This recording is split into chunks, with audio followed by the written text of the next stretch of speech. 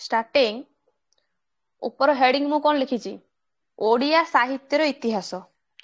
ओडिया साहित्यर इतिहास कहले तुम साहित्य संपर्क में पढ़िबो साहित्य भितर कौन घटी जाइछि अर्थात साहित्य क्षेत्र में गोटे प्रवाहमान धारा कौन अछि सेटा होछि ओडिया साहित्यर इतिहास। देख ओडिया साहित्यर इतिहास क्षेत्र में तुम मान विभिन्न युग विभाजन अछि प्राक सारला युग पंचसखा युग रीति युग एड़ा सब गोटे गोटे कौन युग ठीक ना भूल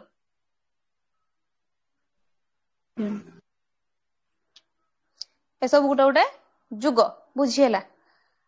ए जो ओडिया साहित्य क्षेत्र में जो युग विभाजन करा जायछि से युग विभाजन को जो मसीहा दिया जायछि बा ख्रीष्टाब्द रे परिणत करा जायछि जेमिति मु कहबी तम मानकर सारला युग हो किंबा प्राक सारला युग जे कोनसी युग हो से सब युग को गोटे समय सीमा भितर निर्धारण करा जायछि जो समय सीमा निर्धारण करा जायछि से समय सीमा भितर आबद्ध थिबा मसीहा गुडाक केबे सठिक भाव रे विश्लेषण करा जाय नाही काहेकि बा तमर कालखंड विभाजन हेउ किंबा युग विभाजन हेउ ए दीटा जिनिस को आजी पर्यंत गोटे विधिबद्ध निष्पत्ति नहीं कि आनी कि आम आगरे बखाणीबा से क्षेत्रीय जिनस गुड़ाक साहित्य जगत रे देखिबा को मिले नाही किंतु ओडिया साहित्य क्षेत्र रे युग विभाजन हेइची किंतु विधिबद्ध भाव रे कोनोसी निष्पत्ति निया जाई होई पारि नाही बा निया जाई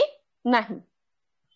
आमर अतीतर साहित्य हो किंबा अतीतर साहित्यिक मानकर जन्म वृत्तांत हेउ कि पुस्तक प्रकाशन हेउ ये जो सब जिनस रही जो द्विधा रही जो कष्टटा रही ए संपर्क रे जेहेतु आम भितर कोनोसी विधि आम आगरे कोनोसी विधिबद्ध परिप्रकाश हेइनी गवेषणा भी हेइ नाही तेणु आमे गोटे आपादत माने गोटे कहिते गले आखि आगर गोटे कालखंडर समय सीमा को आमे निजे नै जिबा निजे नै कि आमे कोन करिबा निजे तयारी करिबा।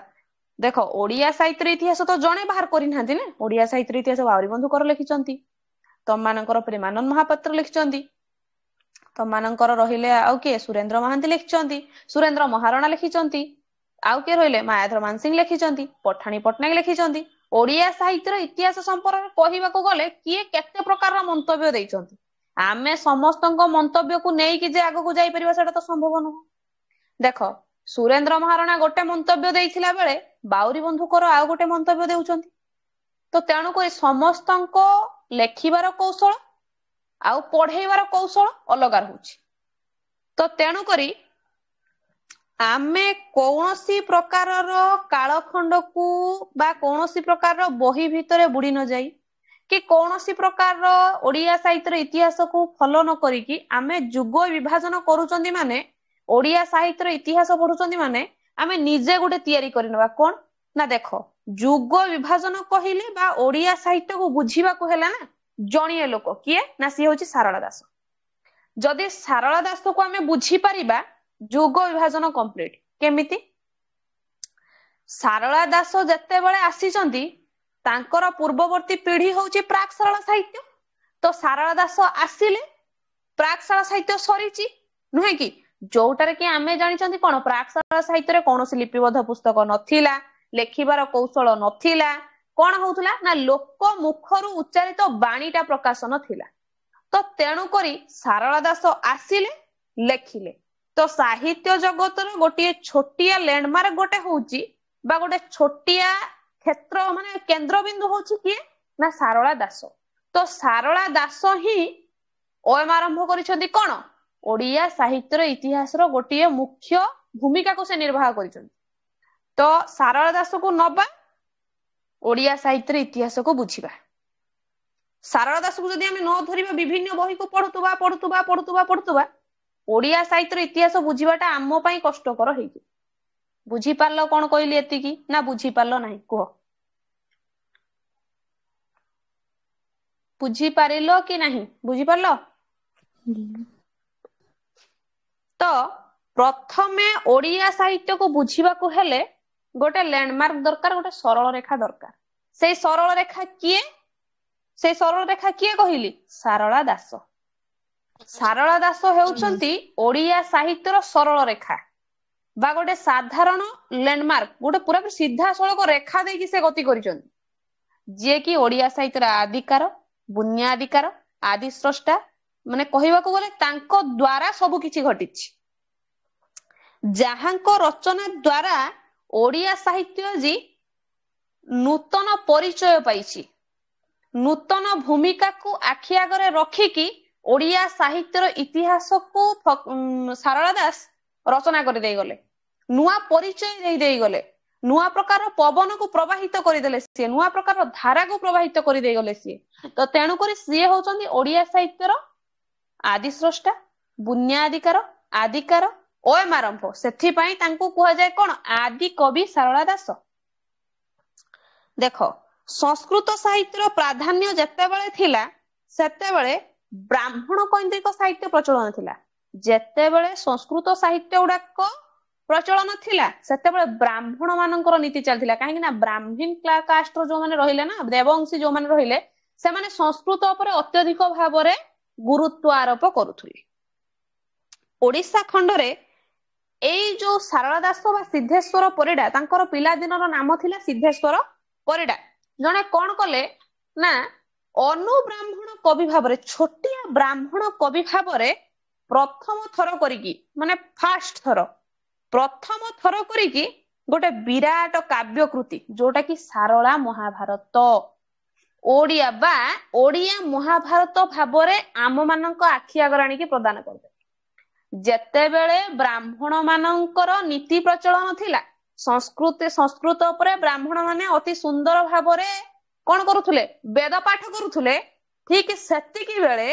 एई सारला दास जे कि गोटे छोटिया अनुब्राह्मण अर्थात तांको तळकु टिके जाईकी कोन करले ना ओडिया साहित्य रे गोटे विराट ग्रंथ विराट पुस्तक रचना करदिले महाभारत जोथरे कि थिला 1,40,000 श्लोक गोटे विशाल काव्य कृतिर सौध को सी आनिक आम आगे थोईदेले कहले देख मु भी देदेली तुम माने संस्कृत विद्या पाठ करुच मु तो अनुब्राह्मण गोटे मु भी आनिक लिखिदेली देख आम ओडिया जाति रे लिंगराज मंदिर अछि कोणार्क मंदिर अछि जगन्नाथ मंदिर अछि को मंदिर नाही समस्त मंदिर सौध को निर्माण करा जाइछ ओडिसा माटी रे ठीक सेही भली एई ओडिसा माटी रे ओडिया साहित्यर इतिहास कहबाकू गले सारला दासंकर कृति साहित्यिक कृति मध्य गोटे सुंदर मंदिर सहित तुलनीय देख अतएव जदि बुझिबा सारला दासंक कालखंड को जदि आमे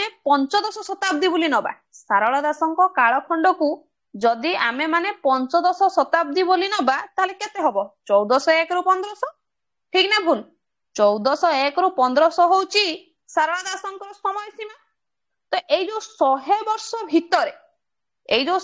वर्ष भितरे सारला दासंकर प्रवाह को जदि आमे नजर को नहीं आसीबा आखि आगु नहीं आसीबा सारला जहा करी देई गले जहा सारी देई गले सारला सेटा को आमे आखि आगु कोनिबा तो थोरे भाबो सारला दास जोटा करी देई गले सेटा को आमे आखि आगु को आनिला बेलकु आम आखि आगरे विभिन्न प्रकार पद्धति गुडा को नाची जाउची कोन ता पूर्वरु किछि घटिची ता परे भी किछि घटिची मझिरे रहिले किए सारला दास तो जो मझी जिनसटा को जेतेबेले आमे धरि नउचंती ता पूर्व ता पर को भी आमे जानि नउचंती केमिति सारला दासंकर 1401 रु 1500 होची कोन तांकर समय सीमा 15 शताब्दी रे सारला दासंकर ओएम आरंभ हेची से लिखनी चालना करिसंती ओडिया साहित्य जगत रे नूतन करिकी गोटे गोटे कहबाकू गले नूतन करिकी कोन करचंती लिखन रो कौशल को ओएम आरंभ करिसंती एई जो 50 रु 60 वर्ष भितर सारला दासंकर समय में जो आकलन करा गला एठी गोटे जिंस नै जिबा कोन मु जोटा कहिली सारला दास रहिले मझिरे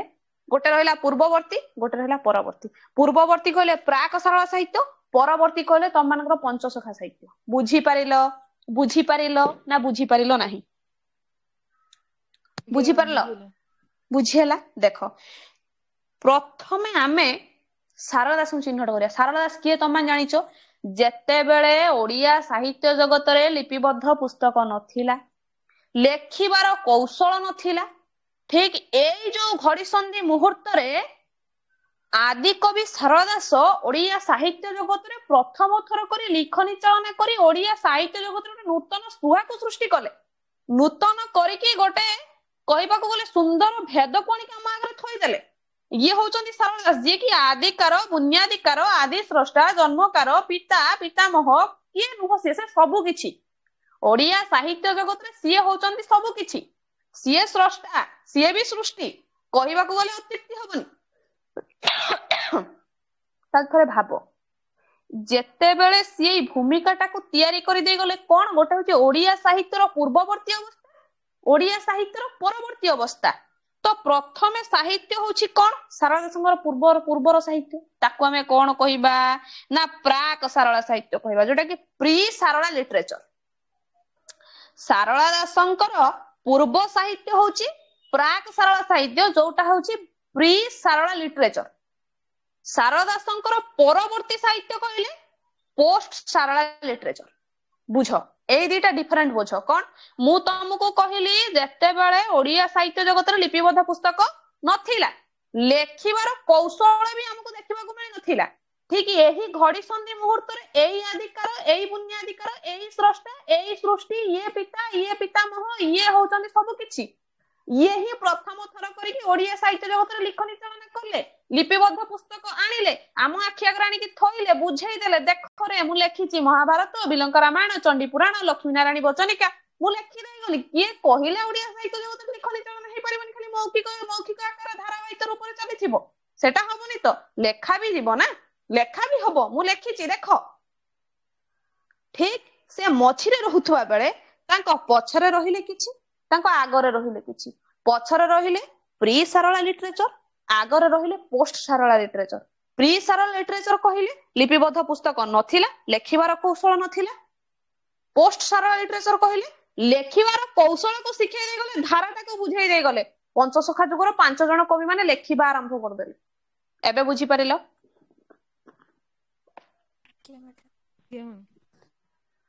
कंप्लीट बुझी परिलो समस्ते ना बुझी परिलो नाही ऑल पिला म्यूट ऑन करके मते कहो बुझी परिलो ना बुझी परिलो नाही बुझी हला देखो तापर कहिला ओडिया साहित्यर उन्मेष ओडिया साहित्यर उन्मेष कहिले सेही प्राक सरल साहित्य ओडिया साहित्यर उन्मेष कहिले प्राक सरल साहित्य को ही ओडिया साहित्यर उन्मेष बोली कुआ जाय थाए ओय आरंभ कुआ जाय थाए कारण कोन याद रे ना तमानकर सारला दास हेउचंदी ओडिया साहित्यर पिता बा जनक सीए होउचंदी ओडिया साहित्यर जनक किंतु ए जो ओडिया साहित्यर जनक भितरे जो मिलिछि तमानकु कोन मिलिछि रे ओडिया साहित्यर उन्मेष बोली कहछि प्राक सारला साहित्य कहछि तो तेनु करी ए जनक को एबे हम छाडी देगी हम जिबा कहा पाखकु एबे जिबा कहा पाखकु प्राक सारला साहित्य पाखकु जिबा प्राक सारला साहित्य पाखकु एबे हम जिबा काहे कि ना जनक कथा हम जानि नेले जनक रहिला मझिर जिमिति घरर मूल खुंट होउछंती पिता पितांको परे किछि अछंती पिला अछंती पितांको पूर्वरु मा अछंती बुझुथाओ थरे घरर मझी खुंट जदी होउछंती पिता पितांकर पूर्ववर्ती होउछंती मा तांको आगो पीढ़ी होउछंती पिला छुआ नुहे कि ठीक ना भूल ठीक ताले सुनो से सही कथा कहला कहला पितांको विषय रे आमे कंक्लूजन जानि गले फंडामेंटल क्लियर हे गले जे मझिरे अछंती पिता तांको पूर्व कथाटा टिके जानिबा प्राक सारला साहित्य कोन प्राक सारला साहित्य कहिले कोन ताकू टिके जानिबा बुझेले कहउचंती तेणु ए प्राक सारला साहित्यर समय अवधि होछि केते ना 10म शताब्दी रो 17 शताब्दी पर्यंत आकलन जदि हमें करिबा जदि 10म शताब्दी रो 7म शताब्दी को हमें आकलन करिबा केते हबो 900 रु 1400 जदि सारला दासंकर समय सीमा हलानी 1401 रु 1500 ताले ये केते हबो 900 रु 1400 आराम से कोन बुझौछंदी ए जो 500 रु 600 वर्ष रो जो डिफरेंट रहिला 900 रु 1400 जो 500 रु 600 वर्ष रो जो डिफरेंस ता रहिला का भितरे प्राक सारला साहित्य जो गढी उठिची 900 रु 600 जो रहिची तमरो डिफरेंस ता रहिला ए जो साहित्यटा तमे आसिला शुद्धकरण ओडिया साहित्य बोली केबे कहि परिबोनी को केमिति कहइबो एकु तमे शुद्धकरण ओडिया साहित्य बोली केमिति कहइबो अरे लोक माने तो सेतबेले जहा कइले से माने लिखि देई गले अ कहले लिखिले ख कहले लिखिले अग कहले लिखिले मूल कहले लिखिले जहा कहले ताहा लिखि देई गले एटा जे ओडिया साहित्य रो शुद्धकरण हैला एटा त हमें केबे दृढ़ विश्वास रे कहि परिबानी ना एटा जस्ट खाली हम आखि आगो को आसी गला जे कोन ନା 900 ରୁ 1400 ଭିତରେ ପ୍ରାକ ସାରଳା ସାହିତ୍ୟ ଆରମ୍ଭ ହେଇଛି। 500 ରୁ 600 ଏଇ ଯୋଉ ମଝିରେ ଯୋଉ ଗ୍ୟାପ ରହିଗଲା, ଗ୍ୟାପ ଭିତରେ ଯାହାଟା ରଚନା ହେଇଗଲା ଏଇଟା ତ ଶୁଦ୍ଧକରଣ ନୁହେଁ ନା ଓଡିଆର ଶୁଦ୍ଧକରଣ କେତେବେଳେ ହେଲା? ଅପଭ୍ରଂଶ ଭାଷାର ଅବଧି ମଧ୍ୟରେ ଓଡିଆ ଭାଷା ଯେତେବେଳେ ମୁହଁ ଦେଖେଇଛି, ଷଣ୍ଢାଟା ଟେକିଛି, ଏଇ ଭଳିଆ ଅପଭ୍ରଂଶ ଭାଷା ଅଛି। ଅପଭ୍ରଂଶ ଭାଷା ଭିତରେ ଓଡିଆ ଜଷ୍ଟ ଟିକେ ଏମିତି ଷଣ୍ଢାଟି ଯେମିତି କଇଁଚ ଚାଲି ଚାଲି ଚାଲି ଚାଲି ଯାଉଥିବ, ଠିକ ଠାକ ଭାବରେ ତ ଭିତକୁ କରିଦବ, ଦେଖିବ ଯଦି କେହି ନାହାନ୍ତି ଏମିତି ଟିକେ ଖାଲି ମୁଣ୍ଡା ଖୋଲିବ। ଓଡିଆ ଭାଷା ସାହିତ୍ୟ ସେଇଭଳି ଆସିଛି, ଠିକ କଇଁଚ ସଦୃଶ ସେ ବାହାରୁଛି। ଅପଭ୍ରଂଶ ଭାଷାଟା ଅଛି, ସେ ଜଷ୍ଟ ତା ଷଣ୍ଢାଟା ଟେକିଛି, ସେଉଠୁ ଆରମ୍ଭ, ତାର ପ୍ରାଥମିକ ସ୍ୱରୂପଟା ଆରମ୍ଭ ହେଇଛି କଣ ନା ବୌଦ୍ଧ ଗାନ, ବୌଦ୍ଧ ଚର୍ଚିଆ ଗାନ, ଦୋହା, ଏଇମାନଙ୍କ ମଧ୍ୟରେ ଓଡିଆ ସାହିତ୍ୟ ଷଣ୍ଢା ଟେକିଲା, ଜଷ୍ଟ ହାଲକେଇକି ଉପରକୁ ଉଠିଲା ସିଏ, ବୁଝିହେଲା?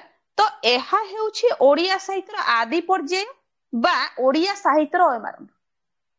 ଏଇ ଯୋଉ ବୌଦ୍ଧ ଚର୍ଜିଆ ଗାନ, ଦୋହା, ତମର ନାଥ ସାହିତ୍ୟ, ଶୈବ ସାହିତ୍ୟ ଏଇ ଯୋଉ ଆସିଲା, ଏଇଗୁଡାକ ହଉଛି ଓଡିଆ ସାହିତ୍ୟର ମୂଳଦୁଆ ବା ମାଧ୍ୟମ ବା ଅୟମାରମ୍ଭ।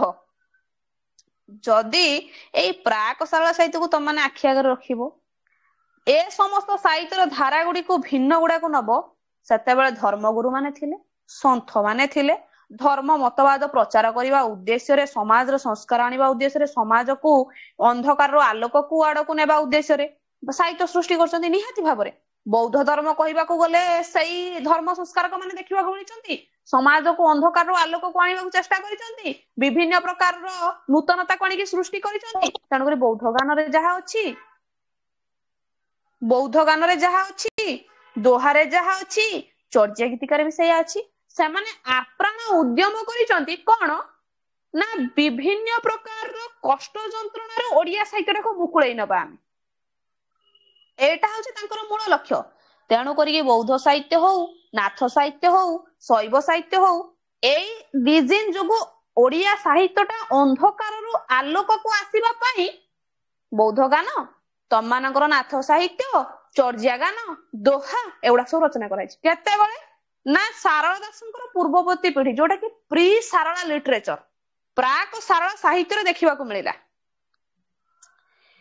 ଏହା ପୂର୍ବରୁ ବିଧିବଦ୍ଧ ଲିଖିତ ସାହିତ୍ୟ ସୃଷ୍ଟି ହେବା ପୂର୍ବରୁ ଅଲିଖିତ ସାହିତ୍ୟ ଥିଲା, କିଛି ଲେଖା ହଉନଥିଲା, ଅଲିଖିତ ସାହିତ୍ୟ ସେଗୁଡାକ ବି ଥିଲା, ତାକୁ ବି ରଖିଥିଲେ, ଯାହାକୁ ଆମେ ମୌଖିକ ସାହିତ୍ୟ କହୁ, ଯୋଉଟା ତମମାନଙ୍କୁ ପୂର୍ବରୁ ମୁଁ କହିକି ଆସିଲି। ସାରଳା ଦାସ ଆସିଲେ, ଲେଖିବାର କୌଶଳ ଆଣିଲେ, ଲେଖାଗଲା, ଆଗକୁ ଚାଲିଲା।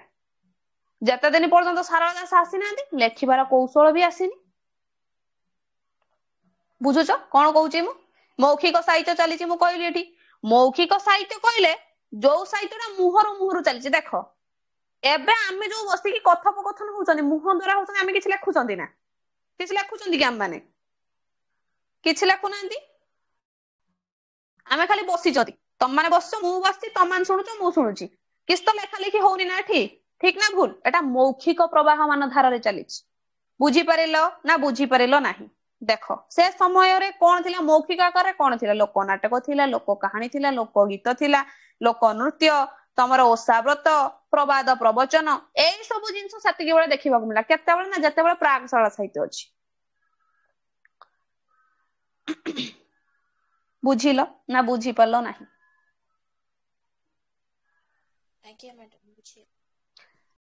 ମୌଖିକ ସାହିତ୍ୟର ପ୍ରଭାବମାନ ଧାରାରୁ ଆରମ୍ଭ ହେଲା ଲିଖିତ ସାହିତ୍ୟ। ଯେଉଁ ଲିଖିତ ସାହିତ୍ୟଟା ଆସିଲା, ସେ ଲିଖିତ ସାହିତ୍ୟ ହଉଛି ଧର୍ମ ଭିତ୍ତିକ ସାହିତ୍ୟ। କେଉଁ ଧର୍ମ, ଯଦି ଓଡିଶା ପରିସ୍ଥିତିରେ ଯଦି ଆମେ କୋଉ ଧର୍ମକୁ ଓଡିଶା ପରିସ୍ଥିତିରେ ବିଚାର କରିବା, ତାହେଲେ ପ୍ରଥମେ ବୌଦ୍ଧ ଧର୍ମ ଆସିବ, ତାପରେ ନାଥ ଧର୍ମ, ଶୈବ ଧର୍ମ, ତମର ସମସ୍ତଙ୍କର ଧର୍ମ ପରବର୍ତ୍ତୀ ସମୟରେ ଜଗନ୍ନାଥ ଧର୍ମ, ଯୋଉ ସବୁ ଦେଖାଯାଇଛି ଏଗୁଡା ସବୁ ହେଇଛି। କିନ୍ତୁ ପ୍ରଥମେ ବୌଦ୍ଧ ଧର୍ମ ଆସିବ, ତାପରେ ନାଥ, ତାପରେ ଶୈବ, ଜଗନ୍ନାଥ ଧର୍ମ, ତାପରେ ଯାହା ଅଛି। ଏଇ ଯୋଉ ତିନି ଧର୍ମର ସାହିତ୍ୟକୁ ନେଇକି ଲିଖିତ ସାହିତ୍ୟଟା ଆରମ୍ଭ ହେଲା। ଏଇ ତିନି ଜଣ ସାହିତ୍ୟକୁ ଛାଡିଦେଲା ପରେ, ଏଇ ବୌଦ୍ଧ, ନାଥ, ଶୈବକୁ ଛାଡିଦେଲା ପରେ ନା ଆହୁରି ଗୋଟେ ଧର୍ମ ଆସିଲା, କଣ ନା ଅଭିଲେଖ ସାହିତ୍ୟ। ସେ ବିରାଟ ସ୍ଥାନକୁ ଆହୁରି ଧରିଲା, ବିରାଟ ସ୍ଥାନକୁ କବ୍ଜା କରିକି ରଖିଲା ପୁରା, ସେ ପୁରାପୁରି ମାନେ ଜାବୁଡିକି ଧରିଲା ପୁରାପୁରି। ବୁଝୁଛ ନା କଣ କହୁଛି? ସିଏ ଓଡିଆ ସାହିତ୍ୟ ଜଗତରେ କାୟା ମେଲେଇ ଦେଲା ପୁରାପୁରି। ଦେଖ ଯେଉଁ ସାହିତ୍ୟକୁ ଆମେ ଅଭିଲେଖ ସାହିତ୍ୟ ବୋଲି କହିଥାଉ। ତେଣୁ ଏଇ ଅଭିଲେଖ ସାହିତ୍ୟ ହଉଛି ତାମ୍ରପତ୍ର, ସନନ୍ଦ, ତମ୍ବାପଟା, ଶିଳାଲିପି, ଯାହା ଲେଖା ଯାଇଥିଲା କାହା ବିଷୟରେ ନା ରାଜା ମାନଙ୍କ ବିଷୟରେ। ରାଜା ଗୋଟେ ଆଦେଶ ଦେଲା, ଆଦେଶ ସମ୍ପର୍କରେ ଲେଖିବା। ଗୋଟେ ଡେଙ୍ଗୁରା ବାଡେଇକି ଗୋଟେ କଣ ଆନାଉନ୍ସମେଣ୍ଟ କଲା, ସେ ଆନାଉନ୍ସମେଣ୍ଟ ସମ୍ପର୍କରେ ଲେଖିବା। ଏଇ ଯୋଉ ସବୁ ରାଜା ମାନଙ୍କର ପ୍ରମାଣ ପତ୍ର, ରାଜା ଗୋଟେ ଧର୍ମ କାମ କରିଛି ସେ ସମ୍ପର୍କରେ ଖୋଦନ କରିବା। ଗୋଟେ ପୁଷ୍କରିଣୀ ଖନନ କରିଛି ସେ ସମ୍ପର୍କରେ ଗୋଟେ ଖୋଦନ କରିବା। ଏଇ ଯୋଉ ସବୁ କାମ କରିଛି ରାଜା ମାନେ ଭିକ୍ଷୁକକୁ କଣ ଦେଲେ କି ବ୍ରାହ୍ମଣ ମାନଙ୍କୁ କେତେ ଅଳଙ୍କାର କି ସୁନା କି ଟଙ୍କା କି ପଇସା କି କଣ ଦେଲେ ତାକୁ ଲେଖିବା। ଏଇ ଯୋଉ ସମ୍ପର୍କର ତଥ୍ୟକୁ ଅଭିଲେଖ କ୍ଷେତ୍ରରେ ଦେଖିବାକୁ ମିଳିଥାଏ। ଅର୍ଥାତ୍ କଣ କହିଲା, ଯଦି ପ୍ରାକ ସାରଳା ସାହିତ୍ୟକୁ ତମେ ମାନେ ଆଖି ଆଗରେ ରଖିବ, ପ୍ରାକ ସାରଳା ସାହିତ୍ୟକୁ ସେ 3 ଭାଗରେ ବିଭକ୍ତ କଲାଣି। କଣ ନା ଗୋଟେ ହଉଛି ମୌଖିକ ସାହିତ୍ୟ, ଯୋଉଟା କି ଲୋକ ମୁଖରୁ ଉଚ୍ଚାରିତ ବାଣୀ, ଯୋଉଟାକୁ ଆମେ କହିବା ଲୋକ ସାହିତ୍ୟ। ଦେଖ ମୁଁ କହିଛି ଖାତା ପେନ୍ ଖୋଲିକି ରଖିଥାଅ, ଖାଲି ତମମାନେ ଟିକେ ଟିକେ ଲେଖି ଲେଖି ରିଡ୍ କରି ଟିକେ ଟିକେ ରିଡ୍ କରି ଯାଉଥିବ। ବୁଝିଲା ମ୍ୟାଡାମ, ଏଇଟା କହିଲେ ପଏଣ୍ଟ ଆଉଟ୍ ସାଙ୍ଗେ ସାଙ୍ଗେ ବୁଝିପାରୁଛ ନା କଣ କହୁଛି ମୁଁ। ପ୍ରାକ ସାରଳା ସାହିତ୍ୟକୁ ବା ଆଦି ଯୁଗର ସାହିତ୍ୟକୁ ଓଏମ ଆରମ୍ଭ ଯୋଉ ହେଇଛି ତାକୁ ସେ 3 ଭାଗ ବିଭକ୍ତ କଲା। କଣ ନା ଗୋଟେ ହଉଛି ମୌଖିକ ସାହିତ୍ୟ ବା ଲୋକ ସାହିତ୍ୟ, ଯୋଉଟା କି ଲୋକ ମୁଖରୁ ଆସିଲା। ତାପରେ ଆସିଲା କଣ, କିଏ କହିପାରିବ, ଲିଖିତ ସାହିତ୍ୟ। କଣ ବୌଦ୍ଧନାଥ ଶୈବ ନୁହେଁ କି, ଯୋଉଟା କି ଲିଖିତ ଧର୍ମ ଭିତ୍ତିକ ସାହିତ୍ୟ ଭାବରେ ତାକୁ ଦିଆଗଲା ଚେତାବନୀ। ତାର ନାମକରଣ କରାଗଲା, ଏଇଟା ହଉଛି ଧର୍ମ ଭିତ୍ତିକ ସାହିତ୍ୟ, ଧର୍ମ ଉପରେ ଗଲା ଏ ସାହିତ୍ୟଟା। ତାପରେ ଆସିଲା କଣ ନା ଅଭିଲେଖ ସାହିତ୍ୟ, ଯୋଉଟା କି ଶିଳାଲିପି, ତମ୍ବାପଟା, ସନନ୍ଦ ୟାରି ଉପରେ ଚାଲିଗଲା ବେଶ କରି। ଇଏ ହଉଛି ପ୍ରାକ ସାରଳା ସାହିତ୍ୟର 3ଟା ଡିଭିଜନ ସେ ନେଲା। 3ଟା ପଏଣ୍ଟ ଆଉଟ କୁ ନେଇକି ପ୍ରାକ ସାରଳା ସାହିତ୍ୟ ସେ ଗଢିଲା ହେଲା।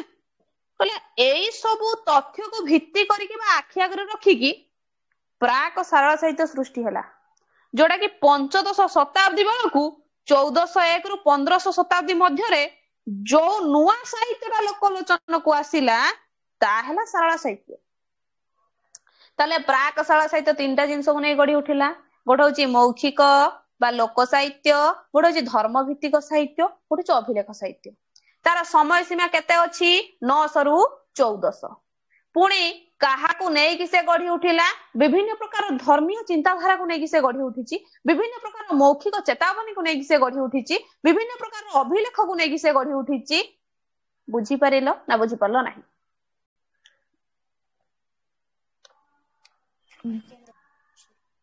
ନେକ୍ସଟ କିଏ ଆସିଲେ, ସାରଳା ଦାସ ବା ସାରଳା ଯୁଗ, ଯୋଉଟା କି 1401 ରୁ 1500।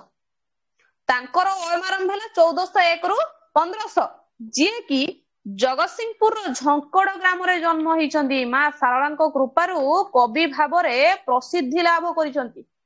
କହିଲେନି ନା କେତେ କଥା କହିଛନ୍ତି, କେତେ ବଢିଆ ବଢିଆ ପଙ୍କ୍ତି ସେ କହିଦେଇ ଯାଇଛନ୍ତି। କହିଛନ୍ତି ନା କହିନାହାନ୍ତି? କହିଲ ଦେଖିବା, ଗୋଟେ ପଙ୍କ୍ତି ମନେ ଅଛି ନା କହିଲ ଦେଖିବା।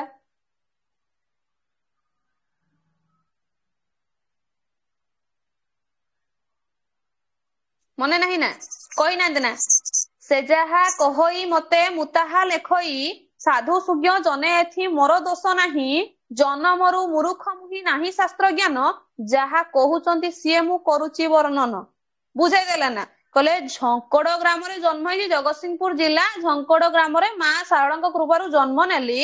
ମା ସାରଳା ଯାହା କହିଲେ ମୁଁ ତାହା ଲେଖିଲି, ମୁଁ ମନେ ମନେ କିଛି ଲେଖିଦେଇନି ତ, ସେ କହୁଛନ୍ତି ମୁଁ ଲେଖୁଛି, ମୁଁ କିଛି ମନେ ମନେ କିଛି ଲେଖୁନି ତ, ମା ସାରଳା କହୁଛନ୍ତି ମୁଁ ଲେଖୁଛି, ମୋ ମନରୁ କଣ ମୁଁ କିଛି ଲେଖୁଛି ନା କିସ, ମନରୁ କିଛି ଲେଖୁନି ମୁଁ, ଯାହା ସାରଳା ଦାସ କହିଲେ ମୁଁ ସେଇଥିପାଇଁ ତ ଲେଖି ଦେଇଗଲି ନା।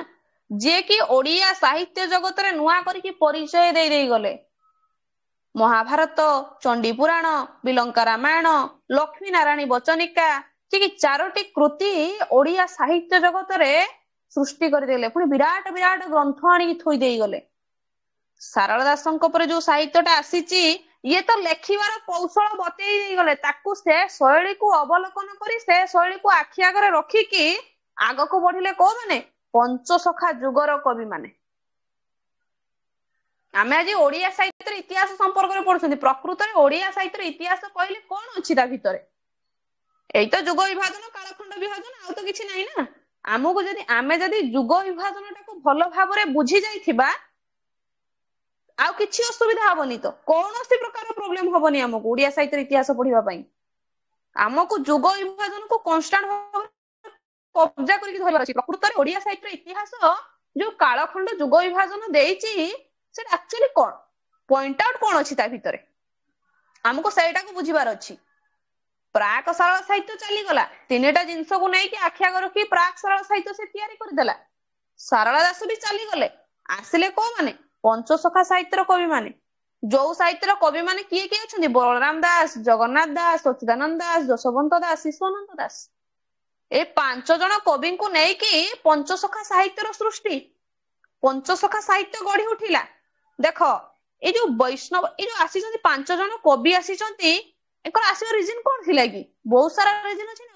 ବୈଷ୍ଣବ ଜ୍ଞାନ ମିଶ୍ରା ଭକ୍ତିର ସାଧକ ନିଜ ନିଜ ମତବାଦକୁ ପ୍ରକାଶ କରିବା ପାଇଁ ସାହିତ୍ୟ ରଚନା କଲେ।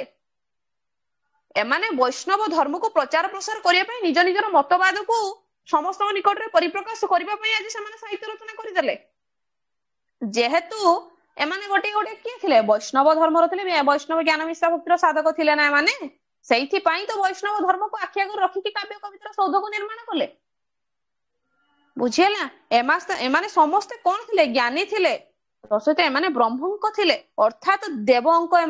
ଏମାନେ ନିଜେ ସ୍ୱୟଂ ଭଗବାନଙ୍କ ପାଖରୁ ସୃଷ୍ଟି ହେଇକି ଆସିଲେ। ଏ ଧରା ପୃଥିବୀ ପୃଷ୍ଠକୁ ଆସିକି ଧରା ପୃଥିବୀ ପୃଷ୍ଠରେ ଧର୍ମୀୟ ମତବାଦକୁ ପ୍ରଚାର ପ୍ରସାର କରିବା, ଧର୍ମୀୟ ଚେତାବନୀକୁ ଲୋକମାନଙ୍କ ଆଖି ଆଗରେ ନେଇ ପହଞ୍ଚେଇବା, ଏଇଟା ଥିଲା ଏମାନଙ୍କର ମୂଳ ଉଦ୍ଦେଶ୍ୟ, ଏଇଟା ଥିଲା ମୂଳ ଲକ୍ଷ୍ୟ ଏମାନଙ୍କର। ସେଥିପାଇଁ ତ ଏମାନେ ମୂର୍ତ୍ତିମଣ୍ଡଳରେ ଜନ୍ମ ନେଲେ, ଜୀବନ ଅତିବାହିତ କଲେ, ବୈଷ୍ଣବ ଜ୍ଞାନ ମିଶ୍ରା ଭକ୍ତିକୁ ଆଣି ପ୍ରଚାର ପ୍ରସାର କରିଦେଇଗଲେ ଆମ ଆଖି ଆଗରେ। ଏମାନେ ଥିଲେ ଯଦୁମାର୍ଗର ସାଧକ, ପିଣ୍ଡ ବ୍ରହ୍ମାଣ୍ଡ ତତ୍ତ୍ୱର ଉପାସକ। ଆଦର୍ଶ ଆଉ ଲକ୍ଷ୍ୟ ହଉଛି ଏକ। ଏମାନେ ଗୋଟେ କଥା ବୁଝେଇଛନ୍ତି କଣ ନା, ଏମାନଙ୍କର ଆଦର୍ଶ ଆଉ ଲକ୍ଷ୍ୟ ହଉଛି ଗୋଟେ। ଏମାନେ ବାଟ ବୁଣା ହେଇନାହାନ୍ତି, ଗୋଟିଏ ଆଦର୍ଶ ଗୋଟିଏ ଲକ୍ଷ୍ୟକୁ ନେଇକି ଆଗକୁ ବଢିଛନ୍ତି, 4-5ଟା ଲକ୍ଷ୍ୟ ଆଖି ଆଗରେ ରଖିନାହାନ୍ତି। ଆମେ ଗୋଟେ କଥାରେ କୁହନ୍ତି ନା, ଭାତଟେ କରିବା ଯଦି ଡାଲିଟା ସୁନ୍ଦର ହେଇଥିବ ଆରାମସେ ଖାଇଦବା, ଭାତ ସହିତ 6 ତିଅଣ 9 ଭଜା କରିଥିବା କିଛି ଭଲ ଲାଗିବନି, ତ ଇଚ୍ଛା ହବନି କିଛି ଖାଇବା ପାଇଁ। ସେଇଭଳିଆ ଏ ସାଧକ ମାନେ କହିଲେ ଲକ୍ଷ୍ୟ ଗୋଟିଏ ରଖିମୁ, ସେଇ ଲକ୍ଷ୍ୟକୁ ଆମେ ଯେମିତି ସଫଳ କାମ କରିକି ଯିବୁ। ଏଠୁ ଏ ଧରା ପୃଥିବୀ ପୃଷ୍ଠକୁ ଭଗବାନ ଆଣିକି ଆମକୁ ଜନ୍ମ ଦେଇଛନ୍ତି, ବ୍ରହ୍ମଙ୍କ ହିସାବରେ ଛାଡିଛନ୍ତି, ତ ବୈଷ୍ଣବ ଜ୍ଞାନ ମିଶ୍ରା ଭକ୍ତିକୁ ପ୍ରଚାର ପ୍ରସାର କରିବୁ, ଗୋଟିଏ ମାତ୍ର ଲକ୍ଷ୍ୟ ନେଇକି ସେମାନେ ଧରା ପୃଥିବୀ ପୃଷ୍ଠରେ ଜନ୍ମ ହେଲେ। ସେମାନେ ଭିନ୍ନ ଭିନ୍ନ କବିତା ରଚନା କରିଥିଲେ ମଧ୍ୟ ଏମାନେ ହଉଛନ୍ତି ଗୋଟିଏ ଗଛର 5ଟି ଶାଖା।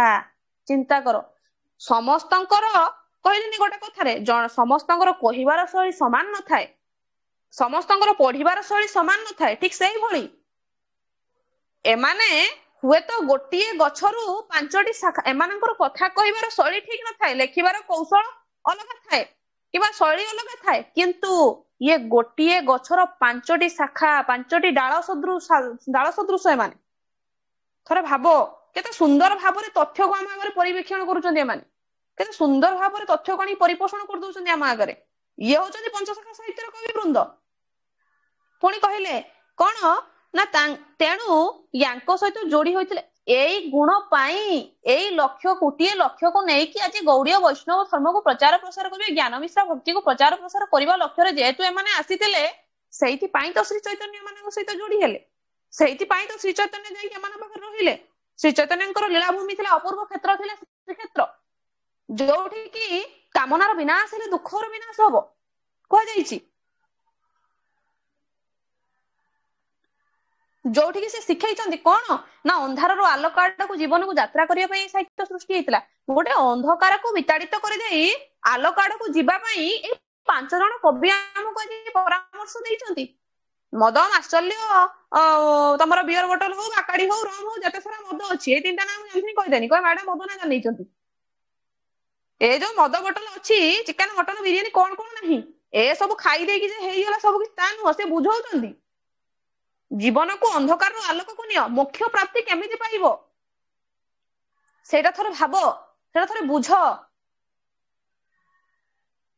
ତ ତେଣୁକରି ସବୁକୁ ଆଖି ଆଗରେ ରଖିକି ତମାନେ ଆଗକୁ ବଢ, ଯେମିତି ଧର୍ମୀୟ ମତବାଦକୁ ସେମାନେ ପୋଷଣ କରିଛନ୍ତି, ତାର କଳନା କରାଯାଇ ପାରିବନି।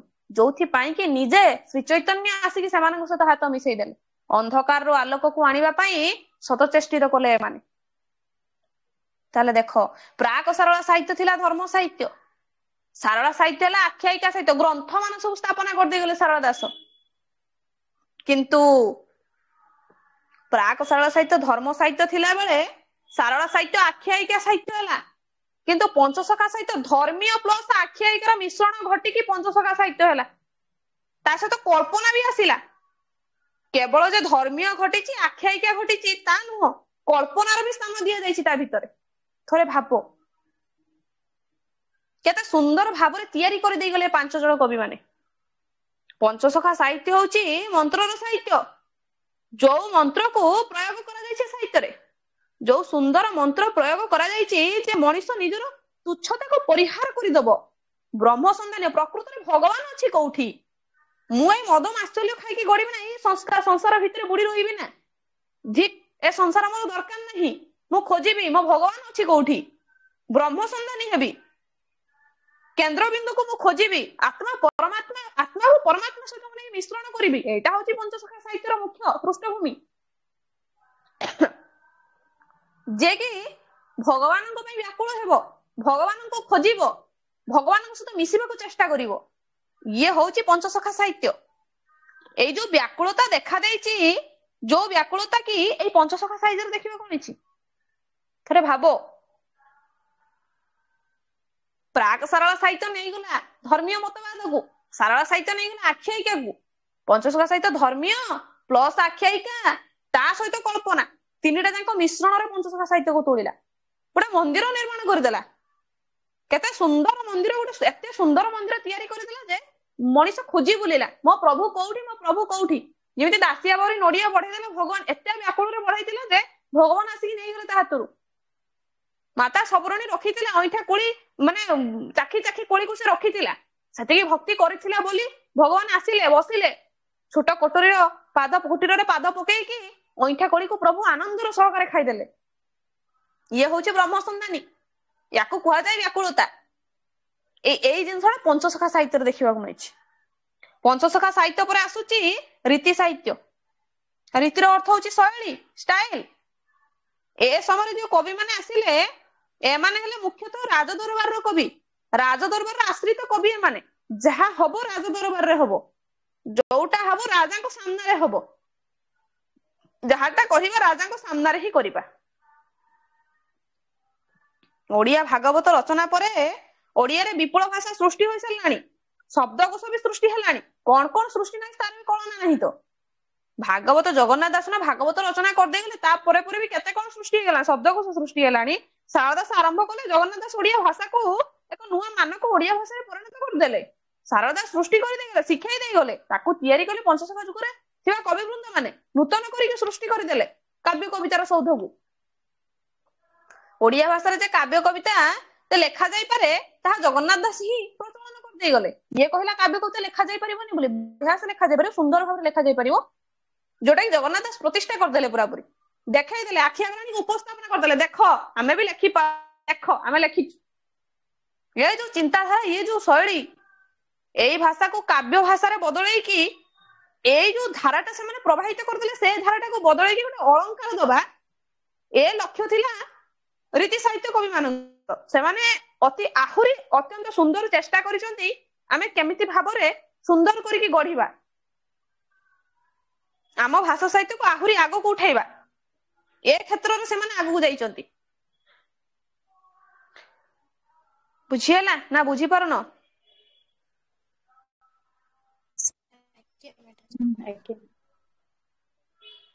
ଏଇ ଯୋଉ ସମୟର କାବ୍ୟ ଭିତରେ କିଛି କାଳ୍ପନିକ କାବ୍ୟ ରହିଲା, ପୌରାଣିକ ବି ରହିଲା, ଏବଂ ସଂସ୍କୃତ କାବ୍ୟର ପ୍ରଭାବରେ ଯୋଉ କାଳିଦାସ ଲେଖିଦେଲେ ରଘୁବଂଶମ୍, ଅଭିଜ୍ଞାନ ଶାକୁନ୍ତଳମ୍, ଏଇ ଯୋଉ କାବ୍ୟର ପ୍ରଭାବରେ ଓଡିଆରେ ରୀତି ସାହିତ୍ୟ ସମୃଦ୍ଧ ହେବାକୁ ଲାଗିଥିଲା। ଆସି ନମସ୍ତେ ବସ୍ତୁ ନିର୍ଦ୍ଦେଶ, ଏଇ ସବୁ ଯୋଉ ସଂସ୍କୃତ କାବ୍ୟର ଶୈଳୀକୁ ଓଡିଆ କାବ୍ୟ ଶୈଳୀ ଅନୁଗୃହୀତ ବା ଅନୁରଣିତ କଲା ବା ଅନୁରୋଧନ କଲା ନା, ଫଳରେ ସଂସ୍କୃତ କାବ୍ୟ ଶୈଳୀ ଓଡିଆ କବି ମାନେ ଗ୍ରହଣ କରିଥିବାରୁ ଏହାକୁ କେହି ଶୈଳୀ ଯୁଗ ଆଉ କେହି କେହି ରୀତି ଯୁଗ କହିଲେ। ଦେଖ, ଯେହେତୁ ସଂସ୍କୃତର କିଛି ଅଂଶ ଆସିକି ରୀତି ଯୁଗରେ ମିଶିଲା, ତ ତେଣୁକରି ୟାକୁ ଷ୍ଟାଇଲ ଯୁଗ, ଶୈଳୀ ଯୁଗ ବୋଲି ମାନିଲେ। ସେଥିପାଇଁ ତ କବି ସମ୍ରାଟ ଉପେନ୍ଦ୍ର ବନ୍ଧୁ ଲେଖିବା ପୂର୍ବରୁ କହିଦେଲେନି, ମୂର୍ତ୍ତି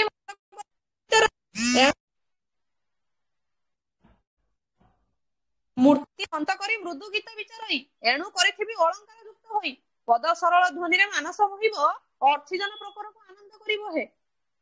ଇଏ ଯୋଉ ଚିନ୍ତାଧାରା ଏ ଯୋଉ ପ୍ରକାର ମାନେ କହିବା ଗଲେ ଭାବାବେଗ ସେ ସୃଷ୍ଟି କରିଛନ୍ତି ନା, ସେଥିପାଇଁ ତାଙ୍କ ଯୁଗକୁ ଶୈଳୀ ଯୁଗ ନାମରେ ନାମିତ କରାଗଲା। କେହି କେହି ଯୁଗକୁ ମଧ୍ୟ ଯୁଗ ବି କୁହନ୍ତି। କେବଳ ଯେ ରୀତି ଯୁଗ କହିବା, ଶୈଳୀ ଯୁଗ କହିବା, ଷ୍ଟାଇଲର ଯୁଗ କହିବା ତା ନୁହଁ ନା, ମଧ୍ୟ ଯୁଗ ବି କେହି କେହି କୁହନ୍ତି। ମୋଟାମୋଟି ଭାବରେ ଏହାକୁ ରୀତି ଯୁଗ ଭାବରେ ଏହାକୁ ଆମେ ଗ୍ରହଣ କରିନେବା ଉଚିତ ହେବ, ଯଥାର୍ଥ ହେବ। କାରଣ ଏହା କାବ୍ୟ ରଚନାର ରୀତି। ଏହା ପୂର୍ବରୁ କେହି ଏପରି ଶାସ୍ତ୍ରୀୟ ଗଠନରେ ଓଡିଶାରେ କାବ୍ୟ କବିତା ଲେଖା ହୋଇନଥିଲା। ରୀତି ଯୁଗ ପୂର୍ବରୁ ଯେ ଏତେ ସୁନ୍ଦର ଭାବରେ କାବ୍ୟଟାକୁ ଗଠନ କରିବା, ତିଆରି କରିବା, ସେ କବିତା ଆସିନଥିଲା। ମୁଁ କହିଲିନି ପ୍ରାକ ସାରଳା ସାହିତ୍ୟ ଧର୍ମୀୟ ଚେତନାକୁ ନେଇଗଲା। ସାରଳା ସାହିତ୍ୟ ତମାନଙ୍କର କାହାକୁ ନେଲା? ଆଖ୍ୟାୟିକାକୁ ନେଇଗଲା। ପଞ୍ଚସଖା ଧର୍ମୀୟ ପ୍ଲସ ଆଖ୍ୟାୟିକା ପ୍ଲସ କାଳ୍ପନିକ ଏସବୁକୁ ନେଇକି ପଞ୍ଚସଖା ସାହିତ୍ୟ ଗଢିଲା। କିନ୍ତୁ ଗୋଟେ ସୁନ୍ଦର ଢଙ୍ଗରେ ଗୋଟେ ଗଢନରେ ଗୋଟେ କାବ୍ୟ କବିତାର ସୌଧକୁ ନିର୍ମାଣ କରିବା କେହି କରିନଥିଲେ। ରୀତି ସାହିତ୍ୟ ହିଁ କରିଦେଇଗଲା ତାକୁ। ତେଣୁ ଏହାକୁ ଆମେ ରୀତି ଯୁଗ ବୋଲି କହୁ। ଏଇ ଯୋଉ ରୀତି ଯୁଗର ବହୁତ ସାରା ଉଦ୍ଦେଶ୍ୟ ଅଛି। କଣ ନା ଶୃଙ୍ଗାର ଅଛି, ପ୍ରେମ ଅଛି, ସୌନ୍ଦର୍ଯ୍ୟ ଅଛି। କାହିଁକି ନା ପୂର୍ବରୁ ମୁଁ କହିଦେଇ ଗଲି, କଣ କହିଲି ନା ରାଜ ଦରବାରର ଆଶ୍ରିତ କବି ଏମାନେ ଥିଲେ। ଯେହେତୁ ରାଜା କବିତା ଲେଖୁଥିଲେ ଆଉ ରାଜ ଦରବାରର ଆଶ୍ରିତ କବି ମାନେ କବିତା ଲେଖୁଥିଲେ, ତେଣୁ ରାଜାଙ୍କୁ ଖୁସି କରିବା ପାଇଁ ବିଦଗ୍ଧ ରସରେ କାବ୍ୟ ଲେଖା ଯାଉଥିଲା। ଆଚ୍ଛା, ଦୀନକୃଷ୍ଣ ଦାସ କେଉଁ ଯୁଗର କବି? ଥରେ ଭାବିଲ। ଦୀନକୃଷ୍ଣ ଦାସ ତମାନଙ୍କର କେଉଁ ଯୁଗର କବି? ସେ ଜାଣିଛ?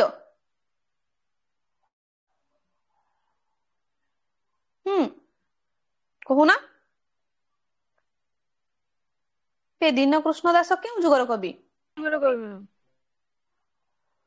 ତାହେଲେ ସିଏ ବି ରାଜ ଦରବାରର କବି ଥିଲା।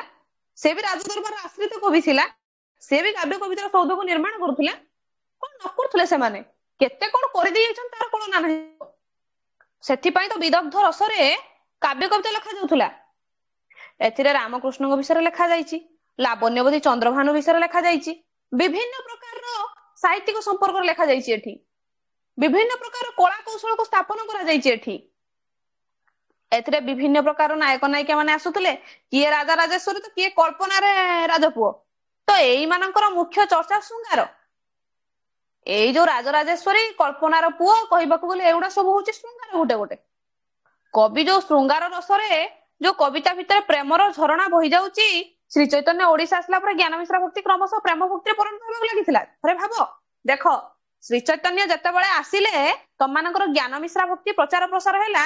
ଆସ୍ତେ ଆସ୍ତେ ଆସ୍ତେ ଆସ୍ତେ ପ୍ରବାହମାନ ଧାରାରେ ନା ଜ୍ଞାନ ମିଶ୍ରା ଭକ୍ତିଟା ତମାନଙ୍କର କଣ ହେଲା? ପ୍ରେମ ମାର୍ଗରେ ଚାଲିଗଲା, ଶୃଙ୍ଗାର ରସରେ ପରିଣତ ହେଇଗଲା ସିଏ।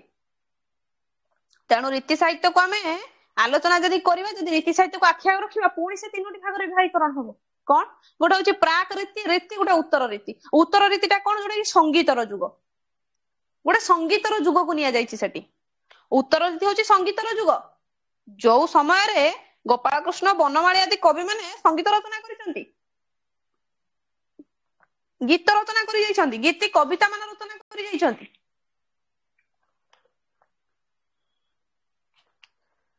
ଯୋଉଠି ପଞ୍ଚସଖା ଯୁଗରେ କବିବୃନ୍ଦ ମାନେ ବ୍ରହ୍ମ ସନ୍ଧାନୀ ହେଉଥିଲେ, ଭଗବାନଙ୍କୁ ଖୋଜୁଥିଲେ, ଭଗବାନଙ୍କ ପାଖରେ ନିଜର ନିବେଦନକୁ ବାଢୁଥିଲେ।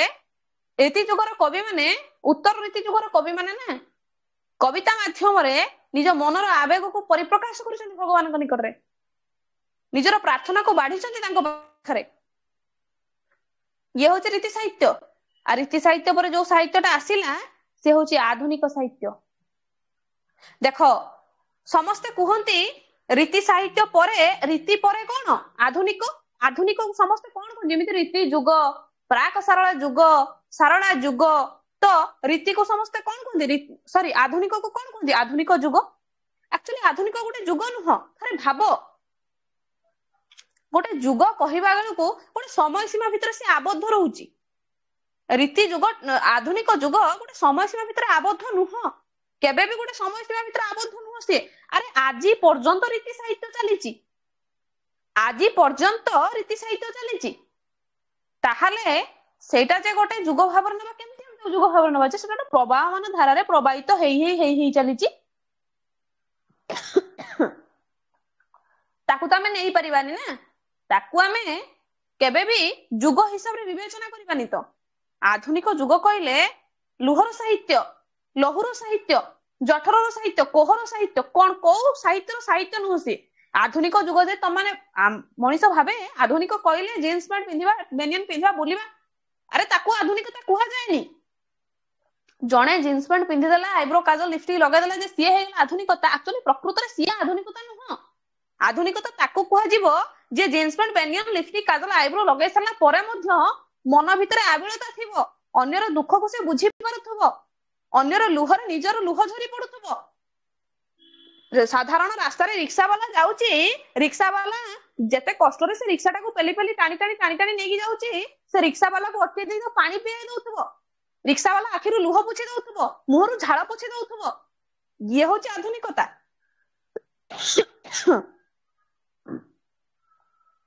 बुझी पारलो ना बुझी पारलो नाही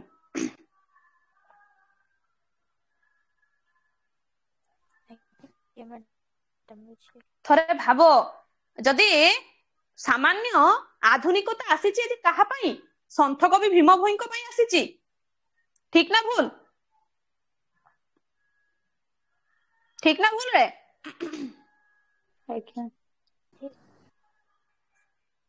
ठीक तो थरे भाबो गाई पोल भितर बसी अंध कविटाए लेखिदेला प्राणी को आरत दुख अप्रमित देखु देखु किबा सहु मो जीवन पछे नरके पड़ी थाउ जगत उद्धार हेउ बुझिला से प्रकृत रे अंध कविटाए हेकी अंधटिए हेकी मध्य से मनर भावावेग को बुझी पारेला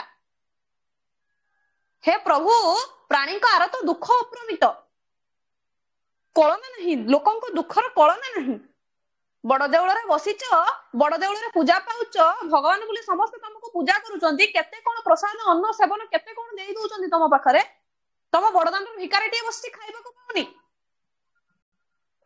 असरंती दुख प्रभु जन्म देलु अंध कर देलु तते देखि पारिलेनी मु ये जो कष्ट ये जो जंत्रणा थरे भाबो से लिखि देले सेति पई प्राणी को आरत दुख अप्रमित देखु देखु किबा सहु मो जीवन पछे नरके पड़ी थाउ जगत उद्धार हेउ ताको लेखिबार शैली को भाव बुझिला सामान्य खंजणी माड़े बाड़े बाड़े नहीं आसिले से जिंस को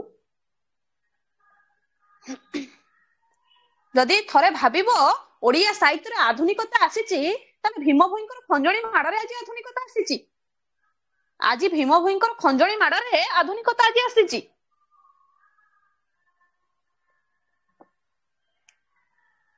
बुझिला बुझी पारिलो ना बुझी पारलानी 1803 मसीह रे इंग्रज माने ओडिसा आसिले थरे भाबो ए जो ओडिसा आसीबा फल रे ओडिसा रे कोन हला आत्म विलुप्तिर समय देखा गला ओडिसा घुसुडीबा को लागला सब तो इंग्रज माने नै गले आ रहिला कोन की बंगला भाषार प्रचार प्रसार कांती चंद्र भट्टाचार्य कहले ओडिया आटा स्वतंत्र भाषा नय ओडिया भाषा विलोप आंदोलन देखा देला इंग्रजी शिक्षार प्रचार प्रसार देखा देला मिशनरी मानकर माने धर्मीय मतवाद भी देखा मिला नौंक दुर्भिक्ष भी पड़ी आसिला से समय रे कौन न होई जे से समय रे थरे भाबिलो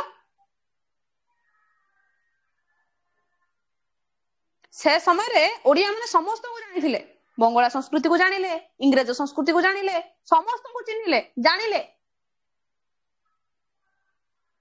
तथापि तांको पाखरे बाट नथिला चुप नीरव पलटि गले समस्ते कौन करि परिबे से समय रे से माने ए जो नुआ करी जो सृष्टि हैला ए जो साहित्य क्षेत्र रे इंग्रजी भाषा देखिबा को मिला बंगाली भाषार प्रभाव देखिबा को मिला बंगला संस्कृति देखिबा को जो नवायन सृष्टि हिची नुआ करी जो सृष्टि हिची ए जो नवायन आहुरी विकसित हैला केते बेला ना 1850 मसिया रे 1850 मसिया रे आहुरी एबे सब विकसित हिची जाको हम नवजागरण बोली कहिताउ 1803 रे इंग्रज माने आसिले चिंता करो 1850 रे नवजागरण पळेसला नुआ करी के सृष्टि हैला जिंस सब पत्र पत्रिका सृष्टि हबा कोन न सृष्टि हिची विभिन्न प्रकार उत्कल दीपिका हितैषणी उत्कल तमानकर विभिन्न प्रकार कोन संवाद पत्र सब आसिला विभिन्न पत्र पत्रिका भी आसीगला हम आखिरे आसी पहुंची गला थरे भाबो आधुनिक साहित्य कहिबा को आज पर्यंत चली तार प्रवाह मान धारा पुणी 1803 रु 1850 ए जो समयटा ନା ନବ ଜାଗରଣ ଆସିଲା ନୂଆ କରିକି ଜିନିଷ ଆମେ ଦେଖିବାକୁ ହେଲେ କିନ୍ତୁ ଭୁଷୁଡେଇ ଦେଲା ସବୁ କିଛି ପୁରା ବର୍ବାଦ କରିଦେଇଗଲା। ଆତ୍ମବିଲୁପ୍ତିର ସମୟ କଷ୍ଟ କହିଲେ ସେତେବେଳେ କଣ କେତେ କଷ୍ଟ ଯାଇଛି ଲୋକମାନଙ୍କ ଭିତରେ ତାହାକୁ ଆମେ କଳନା କରିପାରିବାନି ତ। କଣ କଣ ନ ହେଇଛି ଲୋକମାନଙ୍କ ସମୟରେ ସେ ସମୟରେ ତାଙ୍କ ସହିତ ଆସିଲା 1817 ପାଇକ ବିଦ୍ରୋହ 1835 ମାଇକେଲଙ୍କର ଶିକ୍ଷାନୀତି 1820 ବେଳକୁ ମିଶନାରୀ ମାନେ ଆସି ଖ୍ରୀଷ୍ଟ ଧର୍ମ ପ୍ରଚାର କରିବାକୁ ଆରମ୍ଭ କରିଦେଲେ। ଯେଉଁ ଆଧୁନିକତା ସୃଷ୍ଟି କଲେ ଓଡିଆରେ ନବଜୀବନରେ ଏକ ନୂତନତା ରୋମାଞ୍ଚ ସୃଷ୍ଟି ହେଲା। ଓଡିଆ ମାନେ ବୁଝିପାରିଲେନି ଯେଉଁମାନେ ଚିତା ଚେତା ମାରିକି ପୁରୀରେ ବୈଷ୍ଣବ କହୁଥିଲେ ସେଇମାନେ କଣ କଲେ ଶାସ୍ତ୍ରୀୟ ସଙ୍ଗୀତ ମଠ ମାନଙ୍କରେ ବସିକି ଶାସ୍ତ୍ରୀୟ ସଙ୍ଗୀତ ଗାନ କରୁଥିଲେ। ପ୍ରକୃତରେ ଅନୁଭବ ହେଲା କଣ ନା ଦୁଇଟା ସଂସ୍କୃତି ଗୋଟେ ହଉଛି ବଙ୍ଗଳା ସଂସ୍କୃତି ଆଉ ଗୋଟେ ହଉଛି ବିଦେଶୀ ସଂସ୍କୃତି ବା ଇଂରେଜ ସଂସ୍କୃତି। ଏଇ ଯୋଉ ଦୁଇଟା ସଂସ୍କୃତି ଓଡିଶା ଭିତରକୁ ଆଚ୍ଛନ୍ନ କରିଛି ବିଶେଷ କରି କଟକ ପୁରୀ ବାଲେଶ୍ୱର ବିଶେଷ କରି କଟକ ପୁରୀ ବାଲେଶ୍ୱର ଯେଉଁ ମୋଗଲବନ୍ଦୀ ଅଞ୍ଚଳ ଏଇ ମୋଗଲବନ୍ଦୀ ଅଞ୍ଚଳରେ ନୂତନ ସାଂସ୍କୃତିକ ସମୀକରଣ ସୃଷ୍ଟି ହେଇଛି। ଫଳରେ ଓଡିଆ ଜାତି ନିଜର ଅନ୍ଧାରରୁ ଆଲୋକ ଆଡକୁ ଯାତ୍ରା କରିବାର ଏକ ବିଧିବହ ପଟ୍ଟଭୂମି ନିର୍ମିତ ହେଇଛି। ସେମାନେ ନିର୍ମିତ କରିଦେଲେ ବୁଝିଗଲେ ଆରେ ଭାଇ ଆସିଗଲେ ଏମାନେ ଖାଇଦେଇକି ଚାଲିଯିବେ ସବୁ କିଛି ରଖିବେନି ଆଉ ଏମାନେ କିଛି ରଖିବେନି ଆଉ ସବୁ କିଛି ଧ୍ୱଂସ କରିଦେବେ। ଭର୍ଣ୍ଣାକୁଲର ସ୍କୁଲ ମାନଙ୍କର ଯୋଉ ପ୍ରକାର ଇଂରାଜୀ ଶିକ୍ଷାର ପ୍ରଚଳନ ହେଲା ମାଇକେଲଙ୍କର ଶିକ୍ଷାନୀତି ତୃଣମୂଳ ଶିକ୍ଷାନୀତି ଯୋଉ ଆସିଗଲା ଯେତେବେଳେ ସେମାନେ ହାଇସ୍କୁଲ ସ୍ତରୀୟ ଆସିଲେ ସେମାନେ ଇଂରାଜୀ ଭାଷାକୁ ଶିକ୍ଷା ପ୍ରଦାନ କରାଯିବ ବୋଲି ଘୋଷଣା କରିଦେଲେ ଲୋକମାନେ ତ ଖାଇବାକୁ ପାଉନାହାନ୍ତି ସେତେବେଳେ କଣ କରିବେ ସାଧାରଣ ମିଡ୍ ଡେ ମିଲ୍ ଦିଆଯିବ ଆନାଉନ୍ସମେଣ୍ଟ ମାଇକେଲ ଆନାଉନ୍ସମେଣ୍ଟ ମିଡ୍ ଡେ ମିଲ୍ ଦିଆଯିବ ଆମର ବାଧ୍ୟ ହେଲେ ଲୋକମାନେ ସେମାନଙ୍କ ପିଲାମାନଙ୍କୁ ପଠେଇବା ପାଇଁ ବାଧ୍ୟ ହେଲେ ସେମାନେ ଯାଆନ୍ତୁ ଆମ ପିଲାମାନେ ଯାଆନ୍ତୁ ବସନ୍ତୁ କଣ କରାଯିବ ଏଠି। ଏଇ ଯୋଉ ପ୍ରକାର ଯୋଉ ଆସିଛି 1850 ମସିହା ପରେ ଓଡିଶାରେ ଯୋଉ ଶିକ୍ଷିତ ମଣ୍ଡଳୀ ଗୋଟିଏ ନୂତନ ଯୁଗର ସୂଚନା ଦେଇଛନ୍ତି ସେ ଯୁଗ ଆରମ୍ଭରେ ଦୁଇଟି କାରଣ ନିଶ୍ଚିତ ଅଛି। କଣ ନା ଗୋଟେ ହଉଛି 1866 ମସିହାରେ ନଅଙ୍କ ଦୁର୍ଭିକ୍ଷ ଆଉ ଗୋଟେ 1866 ମସିହା ଗୌରୀଶଙ୍କର ରାୟଙ୍କ ଦ୍ୱାରା ପ୍ରକାଶିତ ହଉଛି ଉତ୍କଳ ଦୀପିକା ଆଉ ଗୋଟେ 1868 ମସିହାରେ ଓଡିଆ ଭାଷା ସୁରକ୍ଷା ଆନ୍ଦୋଳନ ଆରମ୍ଭ ହୋଇଛି। ଏଇ ଯୋଉ ତିନୋଟି ହେଉଛି ଗୁରୁତ୍ୱପୂର୍ଣ୍ଣ ଘଟଣା 1866 ନଅଙ୍କ ଦୁର୍ଭିକ୍ଷ 1866 ଗୌରୀଶଙ୍କର ରାୟଙ୍କ ଦ୍ୱାରା ଉତ୍କଳ ଦୀପିକା 1868 ମସିହାରେ ଭାଷା ସୁରକ୍ଷା ଆନ୍ଦୋଳନ ଓଡିଆ ଭାଷା ସୁରକ୍ଷା ଆନ୍ଦୋଳନ ଏ ତିନିଟା ପଏଣ୍ଟକୁ ପୁରା ମୁଖ୍ୟ ଭାବରେ ଗ୍ରହଣ କରାଯାଇଛି। ନଅଙ୍କ ଦୁର୍ଭିକ୍ଷ ଯୋଗୁଁ ଓଡିଆ ମାନେ କ୍ଷତିଗ୍ରସ୍ତ ହେଇଛନ୍ତି କେତେ କଣ ସରିଯାଇଛି କେତେ କଣ ଭାସି ଯାଇଛି ତାର ଠିକ ଠିକଣା ନାହିଁ ତ। ଇଂରେଜ ମାନେ ନିଜର ବିଫଳତା ସ୍ୱୀକାର କରି ଓଡିଆ ଜାତିକୁ ନବନିର୍ମାଣ କରିବା ପାଇଁ ପ୍ରୟାସ କରିଛି ଯାହା ଫଳରେ ଫଳଶ୍ରୁତି ସ୍ୱରୂପ ରେଭେନ୍ସା ବିଶ୍ୱବିଦ୍ୟାଳୟ ସୃଷ୍ଟି ହେଇଛି। ଯେତେବେଳେ ଇଂରେଜ ମାନଙ୍କ ଉପରେ ଚଢଉ ହେଇଛି ଓଡିଆ ମାନେ ଉଠିଛନ୍ତି ଛାତି ଫୁଲେଇକି ଉଠିଛନ୍ତି ସେତେବେଳେ ଇଂରେଜ ମାନେ ନୂଆ କରିକି ସୃଷ୍ଟି କରିବାକୁ ଚେଷ୍ଟା କଲେ ସେଥିପାଇଁ ରେଭେନ୍ସା କଲେଜ ସୃଷ୍ଟି ହେଇଛି ବୁଝିହେଲା। ଯେଉଁ ରେଭେନ୍ସା ବିଶ୍ୱବିଦ୍ୟାଳୟ ସୃଷ୍ଟି ହେଇଥିଲା ସେଦିନ 1868 ମସିହାରେ ଆଜି ବିଶ୍ୱବିଦ୍ୟାଳୟର ରୂପ ଗ୍ରହଣ କରିଛି ତାହା ନଅଙ୍କ ଦୁର୍ଭିକ୍ଷର ଫଳଶ୍ରୁତି। ନଅଙ୍କ ଦୁର୍ଭିକ୍ଷରେ ଇଂରେଜ ଶାସନର ବିଫଳତାକୁ ଲୁଚେଇବା ପାଇଁ ଇଂରେଜ ସରକାର ଓଡିଶାର ଶିକ୍ଷା ବ୍ୟବସ୍ଥାକୁ ମଜବୁତ କରିବାକୁ ଚେଷ୍ଟା କରିଛନ୍ତି। ଓଡିଶାର ସଡକ ପଥର ବିକାଶ କରିଛନ୍ତି ରେଳପଥର ବିକାଶ କରିଛନ୍ତି ସବୁ କ୍ଷେତ୍ରରେ ବିକାଶ କରେ। ଏଇ ଯୋଉ ନଅଙ୍କ ଦୁର୍ଭିକ୍ଷରେ ଇଂରେଜ ମାନଙ୍କର ଯୋଉ ମେରୁଦଣ୍ଡ ଭାଙ୍ଗି ଯାଇଥିଲା ସେଥିପାଇଁ ଇଂରେଜ ସରକାର ନିଜେ ଦୃଢ ଶକ୍ତ ହେଇକି ଓଡିଶାର ଲୋକମାନଙ୍କ ପାଇଁ ବହୁତ କିଛି କରିଦେଇଗଲେ। ଯୋଉଠି ଇଂରେଜ ମାନେ କହୁଥିଲେ ଆମେ ମହାନ ଆମେ ମହାନ ଆମେ ମହାନ ନଅଙ୍କ ଦୁର୍ଭିକ୍ଷ ଏମିତି ଗୋଟେ ଦୁର୍ଭିକ୍ଷ ଥିଲା ଇଂରେଜ ତମାନଙ୍କର ଯେତିକି ରହିଲେ ବଡ ବଡିଆ ଜମିଦାର ଶ୍ରେଣୀର ଲୋକ ହୁଅନ୍ତୁ କିମ୍ବା ଗରିବ ହୁଅନ୍ତୁ ସମସ୍ତଙ୍କୁ ବିକଳାଙ୍ଗ କରିଦେଇ ଚାଲିଗଲା। ତ ଏଠି ଇଂରେଜ ସରକାର ଭାବିଲା ମୁଁ ତ ନିଜେ ଭୁଷୁଡି ପଡିଲିଣି ଏମାନଙ୍କ କଣ ଛଡେଇବି ଆଉ ମତେ ନିଜକୁ ଏଇ ଚେତାବନୀ ଦେଇତେ ପଡିବ ମୋର ଯୋଉ ଦୁର୍ଭିକ୍ଷ ଯୋଉ ମୋ ଭିତରେ ଯୋଉ ପ୍ରକାର ଅନାଟନ ସୃଷ୍ଟି କରିଦେଇଯାଇଛି ସେଇଟା ମତେ ଦେଖିବାକୁ ପଡିବ ସେଇଟା ଲୁଚିବାକୁ ପଡିବ ତାକୁ ବି ଲୁଚେଇକି ରଖିବି ମୁଁ କିଛିଟା କରିଦେଇଯିବି ଯେ ମୋ ପାଖରେ ଏଇଟା ଅଛି ମୁଁ ଏଇଟା କରିଦେଇକି ଚାଲିଯିବି। ଏଇ ଯୋଉ ଚିନ୍ତାଧାରା ଆଖି ଆଗରେ ସେ ରଖିଥିଲା ଏଇ ଚିନ୍ତାଧାରାକୁ ଆଖି ଆଗରେ ରଖିକି ସେ ସବୁ କରିଦେଇଗଲା ନା ଆଉ ଓଡିଶାରେ ଜଳସେଚନ କେନାଲ ପାଣି କରିଦେଇଗଲା ତମର ରେଳବାଇ ରେଳ ଷ୍ଟେସନ କରିଦେଇଗଲା କଣ କଣ ନ କରିଦେଇଗଲା ସେ ସବୁ ବହୁତ କିଛି ଜିନିଷ କରିଦେଇଯାଇଛି ତମ ମାନଙ୍କ ପାଇଁ। ବୁଝିପାରିଲ ନା ବୁଝିପାରିଲ ନାହିଁ?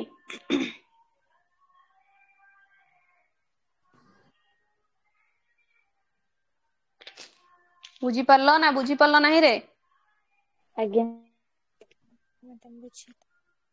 ଇଏ ହଉଛି ତମମାନଙ୍କର ଓଡିଆ ଭାଷା ସାହିତ୍ୟ ଇଏ ହଉଛି ତମମାନଙ୍କର ଓଡିଆ ଭାଷା ସାହିତ୍ୟର ଗୋଟେ ମୂଳ ଲକ୍ଷ୍ୟ ମୂଳ ଉଦ୍ଦେଶ୍ୟ। ଆହୁରି କଣ ନା ତମମାନଙ୍କର ପ୍ରଗତିବାଦୀ ସାହିତ୍ୟ ସତ୍ୟବାଦୀ ସାହିତ୍ୟ ସବୁଜବାଦୀ ସାହିତ୍ୟ ପ୍ରଗତିବାଦୀ ସାହିତ୍ୟ ସବୁଦିନ ତ ଏକାଛେକେ ସବୁ କିଛି କହିପାରିବେ ନା ସବୁ କିଛି କହିଦେଲେ ତମେ ତ ସେତିକି ଆକାରରେ ଆମକୁ ଅଳ୍ପ ଅଳ୍ପ ଯିବାର ଅଛି ଅଳ୍ପ ଅଳ୍ପ ସାରିବାର ଅଛି। ବୁଝିହେଲା ବୁଝିପାରିଲ କଣ କହିଲି?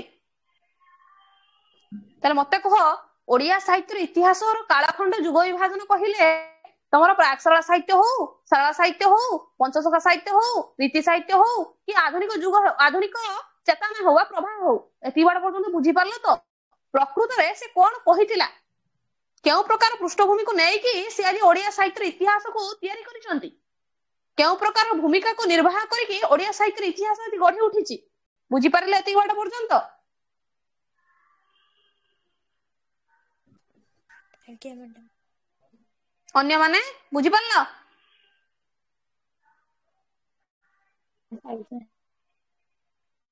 ଠିକ ଅଛି, ଇଏ ହଉଛି ତମମାନଙ୍କର ଓଡିଆ ସାହିତ୍ୟର ଇତିହାସର କାଳଖଣ୍ଡ ବା ଯୁଗ ବିଭାଜନ, ବୁଝିହେଲା? ପୁଣି କାଲି ସନ୍ଧ୍ୟା 7:30 କରିବା କ୍ଲାସ, ବୁଝିହେଲା? ପ୍ରତିଦିନ ସନ୍ଧ୍ୟା 7:30 ହବ କ୍ଲାସ ନେଟ୍ ଜାରପିଏଫ୍ ଏସଏସବି ପାଇଁ। ତମମାନେ ପ୍ରିପାରେସନ ଥିବ, ପ୍ରିପେୟାର ହେଇଥିବ, ଖାତା ପତ୍ର ରେଡି କରିକି ପୁରା ପାଖରେ ରଖିଥିବ।